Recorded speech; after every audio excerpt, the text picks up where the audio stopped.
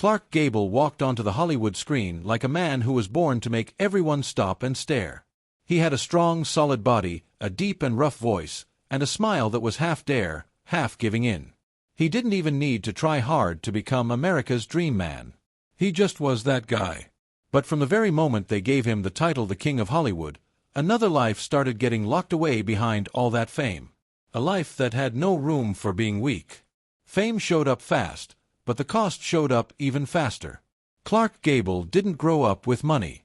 He came from being poor, carrying feelings of not fitting in and the rough edges of someone who had to build himself up from nothing. Hollywood loved how tough and manly he was, but it would not let him be scared, get hurt, or mess up. Every successful role became another tight rope wrapped around him, forcing him to live like the perfect strong man even after the cameras stopped rolling. Behind that famous smile were losses nobody ever saw. Broken marriages, a hidden loneliness, and the cruelest hit of all when the woman he loved most left this world, leaving Clark Gable shattered right at the top of his career. War, getting older, and being worn out on the inside ate away at him day by day. While the public kept demanding an icon who was not allowed to break down, Clark Gable was talented, was a legend, but was also proof of the dark side of being glorified.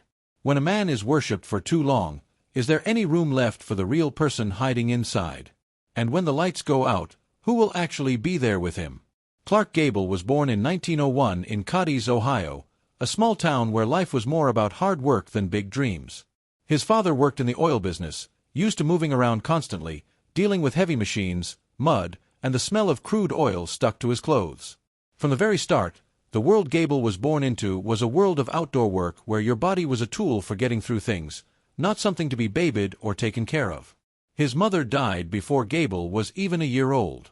That loss left no clear memory behind, but it created a long empty space inside the family.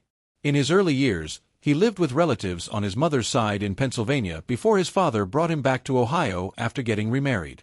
His stepmother tried to bring a more steady and normal routine to their home, things like an orderly house, getting involved in the community, and music.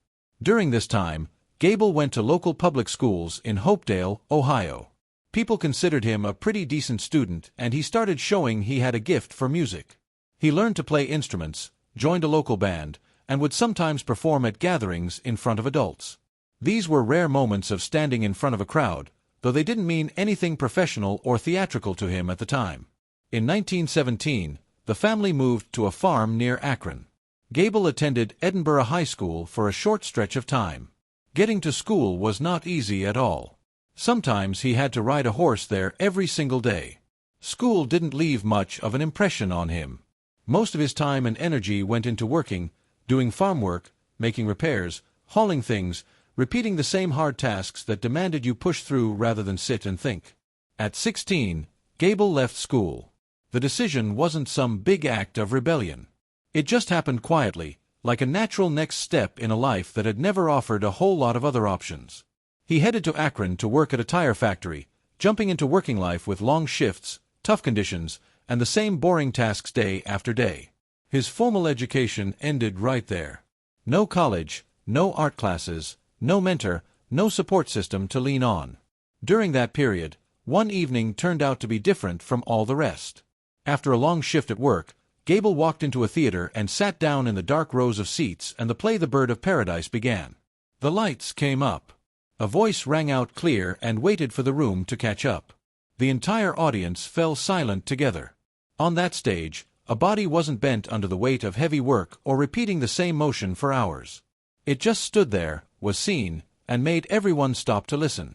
He walked out of the theater after the lights went down and headed back to the same familiar road home. But from that moment on, the next day's shift no longer felt exactly the same as the one before.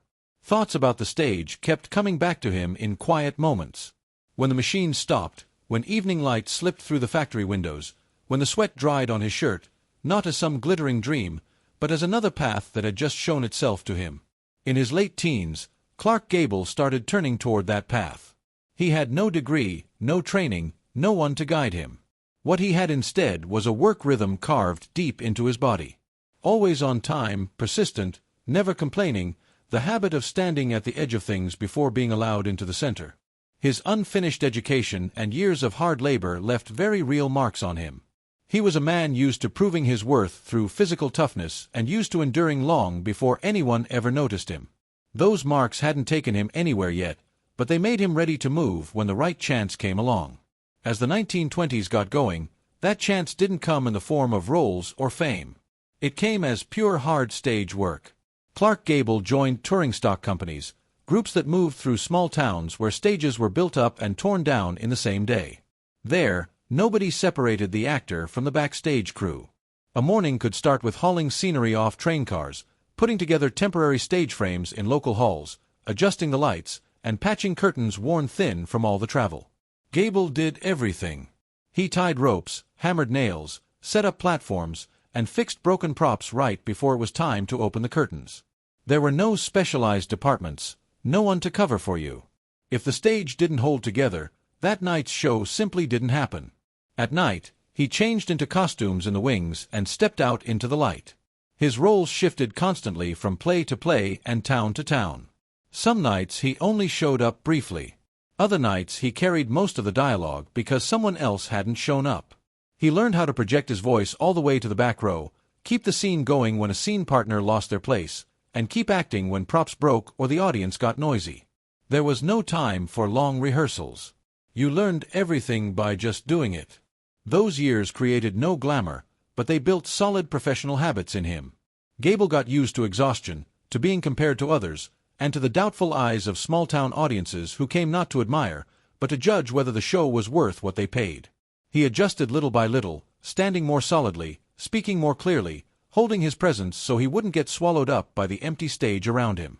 Nobody guided him through any of it. What kept him going was his toughness and his refusal to quit halfway through. In 1922, during a tour stop in Portland, Oregon, Clark Gable met Josephine Dillon, a woman nearly 20 years older than him, quietly building her reputation as an acting coach. The meeting didn't happen under stage lights or behind any curtains. It grew gradually through steady observation. Dillon saw in Gable not a finished actor, but a person who could be shaped into one. Later, Gable himself admitted that back then he barely had any idea how to act. After that, Dillon started stepping into Gable's life in a very systematic way, like she was holding the blueprint for a person who wasn't finished yet. His teeth were fixed. His voice was pulled lower, trained beat by beat to get rid of its higher and sharper tone. And his hair was styled to draw less attention to how prominent his ears were. These seemed like small details, but they determined whether he stepped onto a stage as someone actually worth watching. Then came the harder work. His posture, the way he walked, the way he held his body under the lights, not to look like he was posing, but to stop his own body from getting in the way of his presence in front of an audience. The whole process was slow and not comfortable at all. It felt more like being rebuilt from scratch than learning an art form. But Gable stayed within that structure.